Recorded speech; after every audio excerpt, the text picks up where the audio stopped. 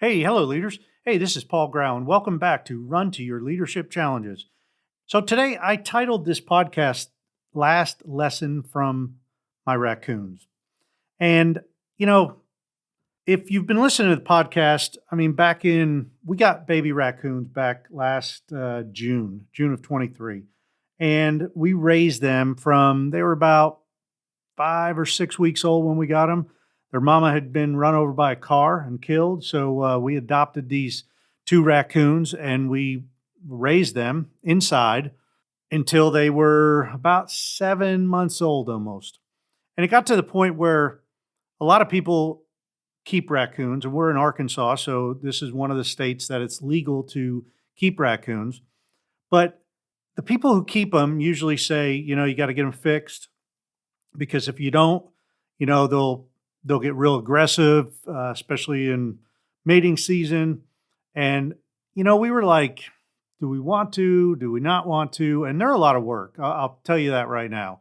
If you ever decide to have pet raccoons, um, you're not going to go on many vacations because you have to be around the raccoons. I mean, there's not too many people that will watch pet raccoons for you if you decide to go away.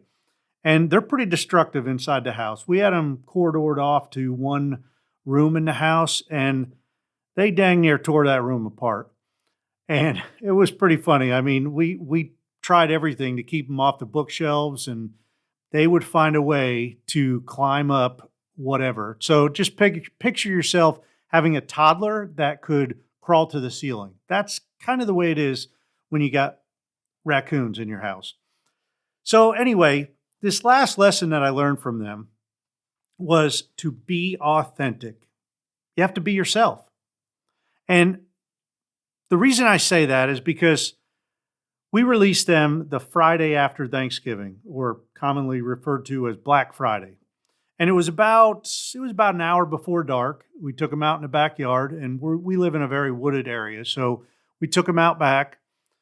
And when we opened the door to their kennel that they lived in, when we penned them up at night, we always kept them in the kennel. Well, we opened that door and they really just, you know, kind of stepped out slowly, not knowing what to expect, and they were feeling the ground, and it was really funny. Well, anyway, they come out and they're walking around. They went back in the kennel maybe once, but they were pretty much happy to be out, happy to be outside. And the first thing they did is, man, they ran over and started crawling up the side of our house because we have a stone house. And inside our living room, there's a fireplace that's got stone all around it. So they used to climb that stone. So that's the first thing they did. They headed for that stone. Well, we got them down off of the stone and then they ran right to the closest tree and they went to the very top of this tree and they hung out there till well after dark. I mean, they were just happy to be very high and it was pretty funny actually. They were kind of making their way around, but they were pretty dormant up there too. And a lot went into us releasing the raccoons because we loved them. I mean, my wife and I both loved them. The kids loved them. All of our kids liked them. And it was pretty special to have raccoons and to be raising raccoons. But, when it comes down to it, my wife and I really talked about it and we're like, they're meant to be outside. And who are we to pen them up? Who are we to get them fixed? And let's just release them and maybe they'll stay in this area and have babies and come back and maybe then we'll see babies in a few months. Well, long story short, we decided to release them. And I had got some mentoring from a woman down in Texas that has an animal relief center or animal adoption center, I guess, for wild animals. And she had a lot of experience with raccoons. And she told me a lot what to do. And we'd already been doing a lot of stuff because we prepped them. We didn't just throw them out the back door and say, there you go. We started feeding them like moths and bugs and a lot of, nuts, acorns. About 2 months before we released them because we were like, hey, we want to raise them that if they do get out, we want them to be able to take care of themselves. And at one point, we even got like 6 goldfish, and they had a 5 foot in diameter doggy pool. All right. It was only about, I don't know, 6, 8 inches. So we would put like 3 inches of water in that doggy pool, and I put the goldfish in there. So then as soon as our coonies saw them in there, they were like, "Oh!" So they jumped in the water, and I figured it would be a while before they caught these goldfish. Well, I'll tell you, they had all 6 of those goldfish caught within 30 seconds, probably even closer to like 15 seconds. It was crazy. So we saw that, and it was funny because they caught him and then tossed him to the side, and then caught another one, tossed it, and then they went back and they kind of played with him a little bit, and they eventually ate him. So we're like, well, they're not going to have any problems catching stuff in the water. And there's a creek down behind our house, so I know it's got some crayfish or crawdads or whatever you want to call them in there, and there's frogs in there, and so we know there's a plethora of food in the woods around us. Also, we know that there's a big community of raccoons around here. I have seen, I think last spring I saw 13 at one time in our backyard. I have like corn that I feed them and some sunflower seeds, and man, they showed up, and I had a couple moms show up with their babies, and it was awesome. So I said the last lesson that they taught us was to be authentic, right? Because because they were born to be wild. They were born to be free.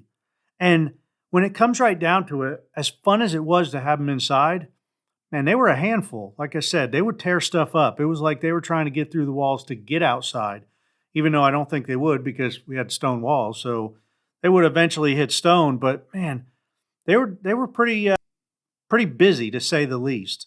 And the bottom line is they were born in the wild. We took them in and provided safety for them while they were getting older. I mean, when we first got them, we had to feed them the bottle for the first 3 months. And then they started eating doggy food and puppy chow and stuff like that. But it was a lot of work, and it cost a lot of money because they had to get this special formula that you had to give them.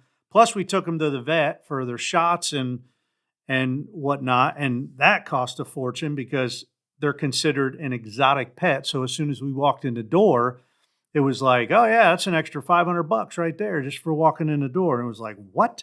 So it's kind of crazy. But we could not change who they were. And like I said, it was extremely difficult, but we just came to the point of saying, you know what? It's time to let them go. It's time to allow them to get out in their own environment and be free. And they loved it. And now we have the special treat of seeing them nearly every night. For the first 2 weeks, we didn't see anything of them. They were gone. And we started to wonder, man, wonder if they'll ever come back. And we had an automatic feeder outside for them because the woman in Texas told me you had to provide some kind of food and water for them for at least the first month or two. And I don't think they ever came back to eat that food. But I think they hooked up with this community of raccoons that we had living here. And I think they became friends with them. But about 2 weeks after, one showed up, and it started living in the tree right outside our back door. It's a big hollow tree. Then, I don't know, it was about 2 or 3 weeks later, the second one showed up. And they both lived in the tree for a while. And right now, one disappeared. One's been gone a few weeks. We haven't seen one, but the other one, every night, she's at her back door scratching, and we feed her some treats. And, she loves pecans and almonds and walnuts.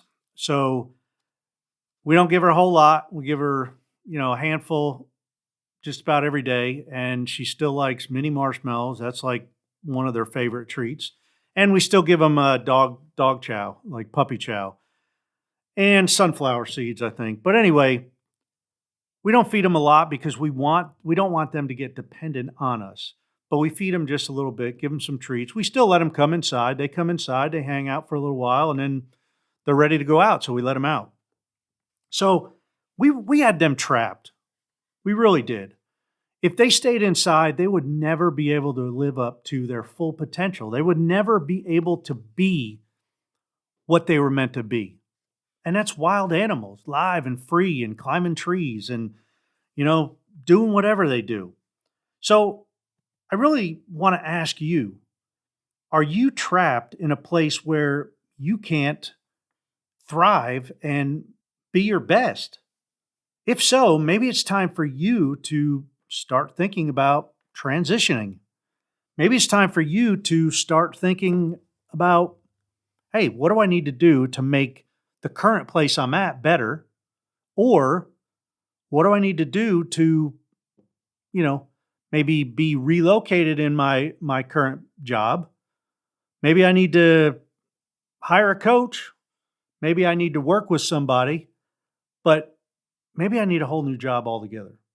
And if that's you, hey, I encourage you to seek out things. But before you do, always go to your leader now or your supervisor or your boss and tell them that you aren't very happy and you know that you can thrive in a lot of different areas. And if you don't, you'll never know whether or not they're willing to do that. And you may approach them and they may say, hey, we can't do that. And then you could say, all right, I'm sorry, I may have to look at other ventures. But anyway, the choice is up to you. And like our raccoons taught us, just be authentic. You have to be you. If you really want to thrive and reach your full potential, you need to be you. So that's it for today. Have a great rest of your weekend, and we'll see you back here Monday. Until then, run to your challenges. We'll see you.